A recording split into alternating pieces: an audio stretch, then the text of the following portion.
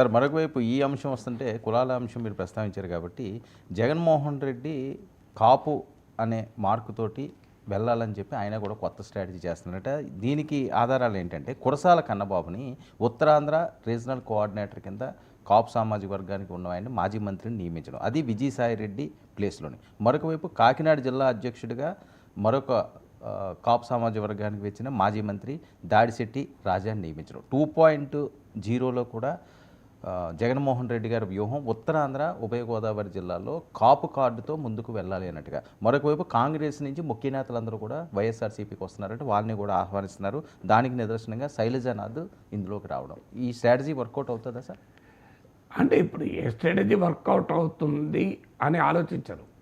నీకు ఇప్పుడు ఉన్న అన్ని స్ట్రాటజీస్ ప్రయోగిస్తారు, ఏది వర్కౌట్ అయితే దాంతో ముందుకు పోతారు. నీకు బిజినెస్ నడవనప్పుడు అన్ని రకాల ప్రయత్నాలు చేస్తారు కదా. బిజినెస్ నడవాలి, ఏది ప్రయత్నం చేస్తారో తెలియదు కదా. మీకు అన్ని రకాల ప్రయత్నాలు చేసేవాళ్ళు చేస్తుంటారు కదా. సో అందువల్ల అది కాదు. మీరు 2.0లోనే కాపు అంటే కరెక్ట్ కాదు. ఉత్తరాంధ్ర ఇన్ఛార్జీలుగా 1.0లో కాపులు లేరు కదా. విజయసాయి రెడ్డి, వైవి సుబ్బారెడ్డి ఉన్నారు. అదే ఇప్పుడు అక్కడ కాపులను పెడుతున్నారు. సో ఇప్పుడు పెడుతున్నారు. ఇప్పుడు అదే నేను ఇంతకుముందండి, మన రాజకీయాల్లో కులాన్ని నిరంతరం వాడుకుంటుంటారు, కానీ పైకి మాత్రం అనకూడదు, చెప్పద్దు. అంటే అది నేరం, హిపోక్రసీ. ఉన్నది రియాలిటీ మాట్లాడుకుందాం. జనసేన పోటీ చేసిన 21 సీట్ల మ్యాపింగ్ చేయండి మీరు ఒకసారి. జస్ట్ మ్యాప్ 21 సీట్స్ ఎక్కడున్నాయో సార్, ఎక్కడున్నాయి? అంతా గోదావరి జిల్లాలే కదా, గోదావరి ఉత్తరాంధ్ర. మరి అక్కడ డామినేట్ సామాజిక వర్గం ఎవరు? కాపు సమాజం. మరి నాకు చెప్పండి, ఇందులో రాజకీయం లేదా? ఇంకేంది, ఎందుకు మాట్లాడాలి? మరి ఎందుకు రాయలసీమలు ఇవ్వలేదు 20 సీట్లు? మరి మీరు జనసేన పోటీ చేసిన సీట్లను సింపుల్గా మ్యాప్ తీసుకొని map it, you will find it. Why అక్కడ ఆ జనసేన పోటీ చేసిన సీట్లు, కాపులు చాలా ఎక్కువగా ఉన్న సీట్లు మ్యాప్ చేయండి. కొరిలేట్ అవుతుందో లేదో మీరు చూసుకోండి. నేను చేయను. ఇది రియాలిటీ కాదా? మరి జనసేనకి ఎక్కువగా మళ్ళీ చెప్తున్నాను, మీరు ఒక మ్యాప్, ఆంధ్రప్రదేశ్ మ్యాప్ తీసుకొని జనసేన పోటీ చేసిన సీట్లు అంటే చంద్రబాబు నాయుడు తెలుగుదేశం పార్టీ కూటమిలో భాగంగా జనసేనకి ఇచ్చిన సీట్లను మ్యాప్ చేయండి.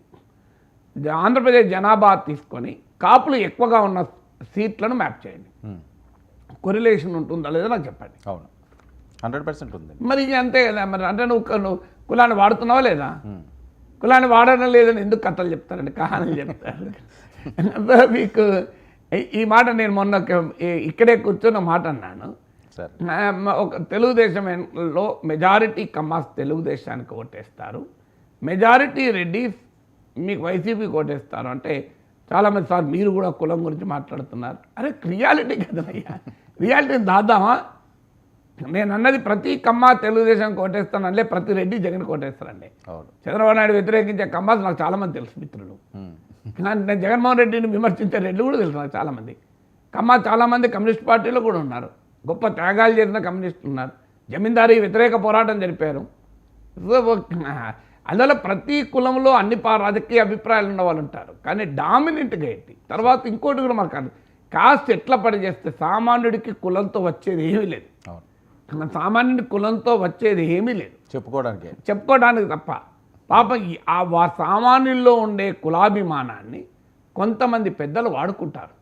సోకాల్ పెద్దలు అంటే రాజకీయాలు, వ్యాపారాలు, కాంట్రాక్ట్లు, పైరవీలు చేసేవారు ఒక వలయంగా ఏర్పడతారు. తమలో మరి వాళ్ళ వెస్టర్న్ ఇంట్రెస్ట్ ఉండాలి కదా, మరి వాళ్ళకి లాభం కొరకు కాస్ట్ వాడతారు. మీరు గమనించండి, ఎక్కడైనా కాస్ట్ ఎప్పుడూ సామాన్యుడికి ఉపయోగపడదు, సామాన్యుడికి ఏమాత్రం ఉపయోగపడదు. వీళ్ళెవరు మళ్ళీ సామాన్యుడికి మేలు చేసే లేదు. ఇప్పుడు ఈ వెస్టర్న్ ఇంట్రెస్ట్, ఈ కాస్ట్ ఇకో సిస్టమ్ తమ ప్రయోజనాల కొరకు వేరే కాస్టులకైనా చేస్తారు తప్ప తమ కాస్టులు చేయాలని లేదు.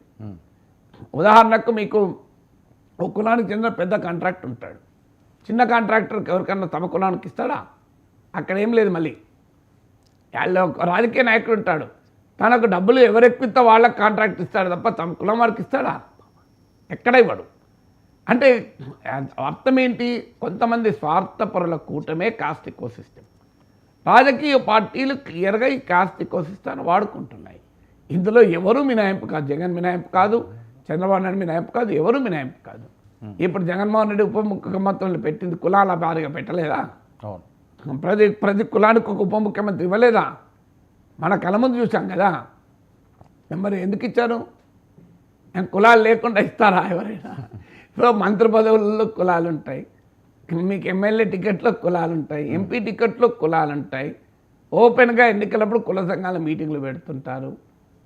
కులాన్ని ఉపయోగించుకునే కాంట్రాక్టర్లు ఉంటారు, కులాన్ని ఉపయోగించుకునే అధికారులు ఉంటారు, కులాన్ని ఉపయోగించుకునే పారిశ్రామికవేత్తలు ఉంటారు. కానీ కులం మాత్రం లేదు అని మనం భ్రమపడుతూ జీవించాలి.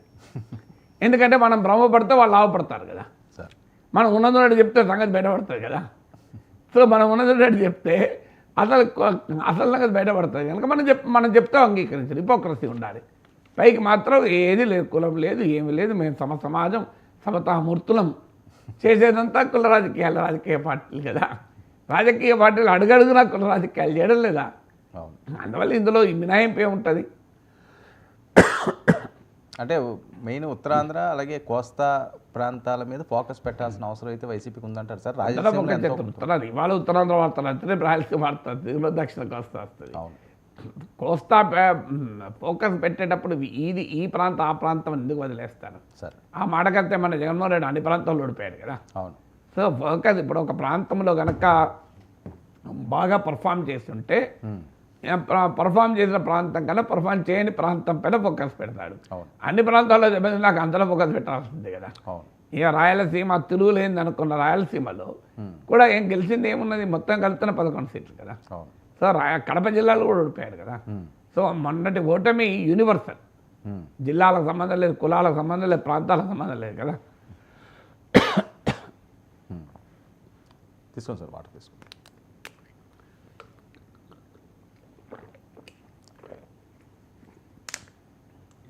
సో అంత ఈజీగా జగన్మోహన్ రెడ్డి గారు చేసే వ్యూహాలకి ప్రతి వ్యూహాలు ఇప్పుడున్న వీల్ పవర్కి చేయలేని సిచ్యువేషన్ ఉంటుంది సార్. ఆయనకి అంత ఈజీగా వీల్ ఎంపైర్ ఏదైతే ఇప్పుడు వరకు కూడా సక్సెస్ఫుల్గా ఉత్తరాంధ్ర అవనియండి లేకపోతే వేరే ప్రాంతాలు అవనియండి 164 సీట్లు అప్రతితంగా ఉన్నవాళ్ళు అంత ఈజీగా ఇంకా స్పేస్ ఇస్తారంటారా? ఇప్పుడు 151 సీట్లు ఉన్నవాడు స్పేస్ ఇవ్వలేదా? 164 సీట్లు స్పేస్ అంటూ ఇవ్వాలి అన్నప్పుడు నెంబర్ కాదు.